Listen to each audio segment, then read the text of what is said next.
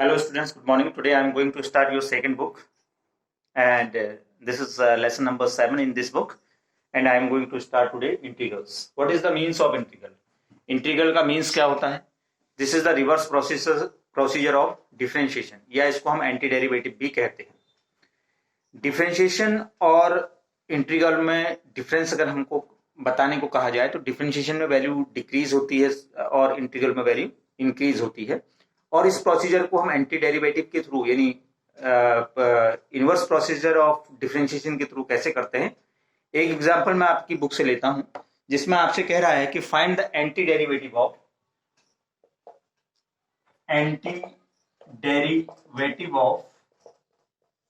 sin 2x. sin 2x का anti derivative आपको find out करना है.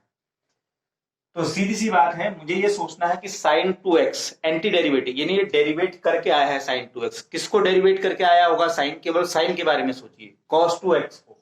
तो आप यहां लिखेंगे dy dx of cos 2x और अगर इसको मैं डिफरेंशिएट करूं तो ये आ जाएगा -2 sin 2x.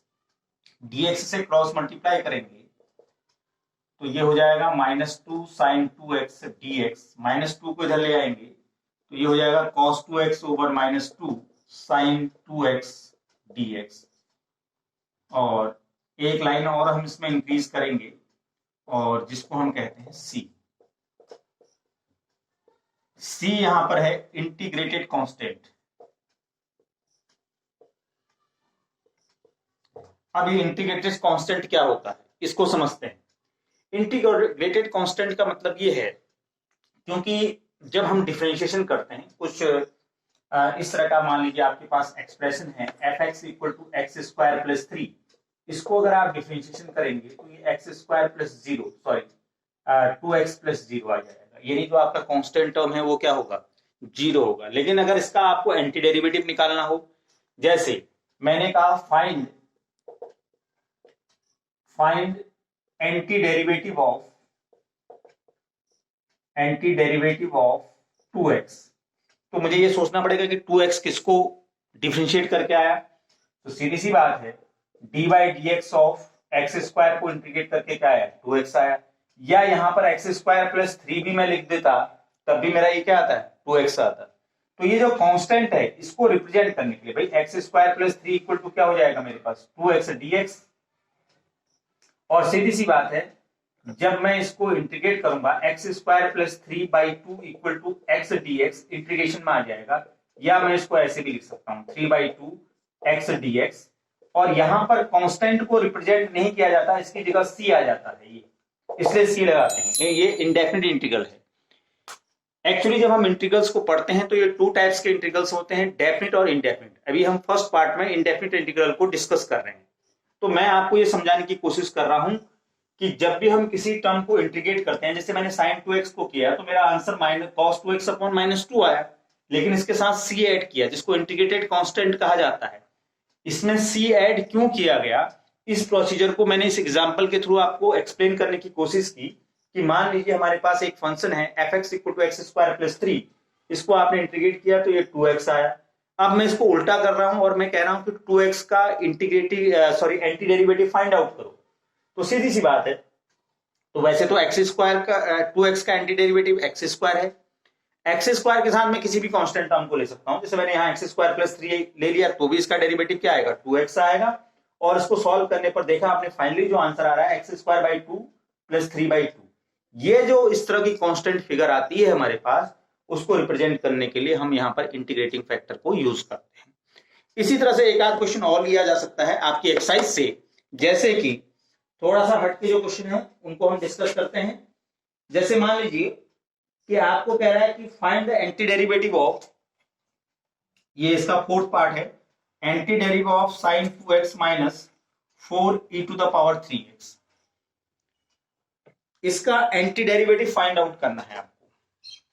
तो सीधी सी बात है, इसमें भी इसी प्रोसीजर को अडॉप्ट करेंगे. पहले हमने सोचना है कि साइन किस टर्म का एंटी डेरिवेटिव है.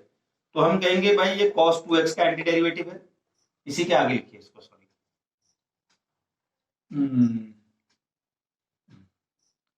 यहीं पर लिख देते, कोई बात नहीं. dy dx of cos 2x और ये हो गया, ये किसका होगा, ये होगा d by d x of 4/3 into e to the power 3x।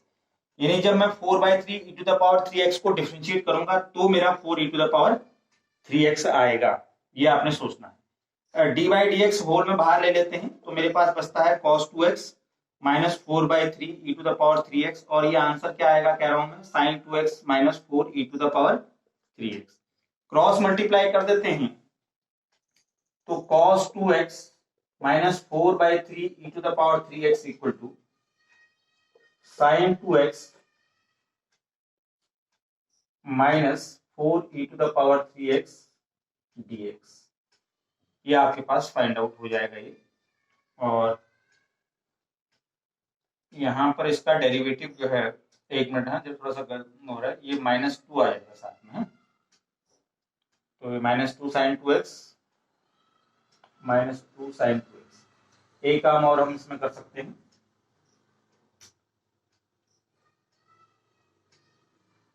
cos 2x minus 4/3 e to the power 3x equal to, अब आपको इसमें -2 आपने कॉमन ले लिया तो ये हो जाएगा sin 2x 4 e to the power 3x of dx, upon में ले जाएंगे तो cos 2x/2 minus 4 e to the power 3x plus c equal to sin 2x minus 4 e to the power 3x of dx। Now pause the video and note it down। अब dear students, एक तो ये हुआ कि हम procedure को समझ रहे हैं कि किस तरीके से जो है एंटी डेरिवेटिव को फाइंड आउट कर किया जाएगा। एक चीज और मैं आपको बता दूं इसमें, जैसे मैंने कहा कि भाई D by d x of sine 2x आपने, या यहां पर मैंने हाँ sin 2x लिख दिया, और इसका जो होगा 2 cos 2x होगा। क्रॉस मल्टीप्लाई करूंगा, बहुत इंपॉर्टेंट चीज बता रहा हूं मैं आपको, अपॉन 2 और यहाँ cos 2x dx हो जाएगा। अब देखिए sin 2x/2 plus c equal to cos 2x dx। तो ये तो आपके एनसीईआरटी में बहुत सारे फॉर्मूले दिए हैं, कुछ फॉर्मूले की हेल्प से मैं अभी एक्सप्लेनेशन करने जा रहा हूं। इसमें मेन टास्क मैं आपको ये समझा रहा हूं कि जब भी आप किसी टर्म को इंटीग्रेट करेंगे, जैसे cos 2x को किया तो साइन आएगा, ये कंफर्म है, लेकिन आपको ये देखना है कि x का जो कोफिशिएंट है वो हमेशा अपॉन में आता है, और वो किस तरीके से आता है, क्यों आता है, ये यहां पर क्लियर हो जा रहा है। देखो D by d x of sine 2x किया तो 2 cos 2x आ गया, 2 आगे x का कोफिशिएंट आ गया, इसी वजह से ये हमेशा x का कोफिशिएंट अपॉन में आ जाता है। या और भी हम एग्जांपल ले सकते हैं, जैसे d by d x of e to the power 3x है, तो ये क्या हो जाएगा 3 e to the power 3x इसका डिफरेंशिएशन।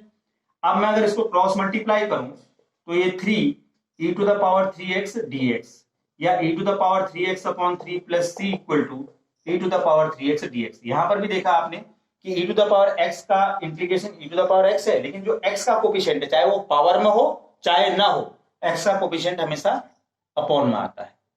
एक चीज आपको ये समझनी है, मेरे ख्याल से ये चीजें आप जब यूज करेंगे तो धीरे धीरे आप समझ सकते हैं। अब देखिए, एक तो ये हो गया कि हम डिफरेंशिएशन के थ्रू इंटीग्रेशन कर रहे हैं, जिसको हम एंटी डेरिवेटिव कहते हैं। दूसरे फॉर्मूले हैं जो आपके एनसीईआरटी की बुक में दिए हैं, इसलिए मैं उनको लिख नहीं रहा हूं, जैसे x की पावर n dx जो होता है x की पावर n+1 अपॉन n+1 ये हो जाता है। इसी तरह से साइन x कहीं पर आए तो उसे आप माइनस cos x लिखते हैं, cos x कहीं आए तो उसे आप क्या लिख देते हैं, sin x लिख देते हैं। ऐसे ही कहीं पर sec स्क्वायर x आए तो उसे आप क्या लिख देते हैं, tan x लिख देते हैं।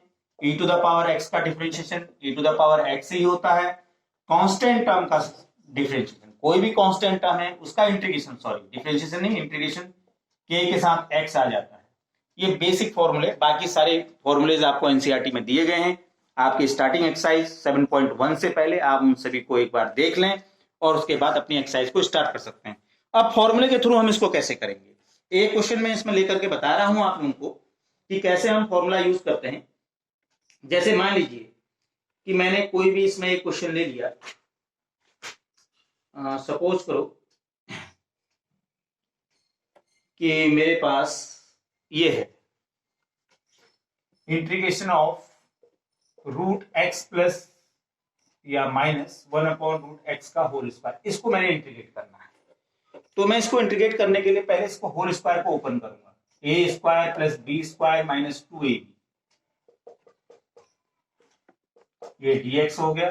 तो ये x plus 1/x root x से रूट एक्स माइनस 2 dx। अब इसको अलग अलग आप कर लेंगे, x dx plus 1/x dx minus 2 dx। x की पावर 1 है तो इस फॉर्मूले को यूज करेंगे, x की power n plus 1 upon n plus 1। 1 upon x का लॉग होता है, ये मैं यहां पर लिख देता हूं फॉर्मूला, 1/x dx जो होता है लॉग ऑफ x होता है। इसको मॉडुलस में इसलिए लिखते हैं क्योंकि कभी भी लॉग की वैल्यू नेगेटिव नहीं होती।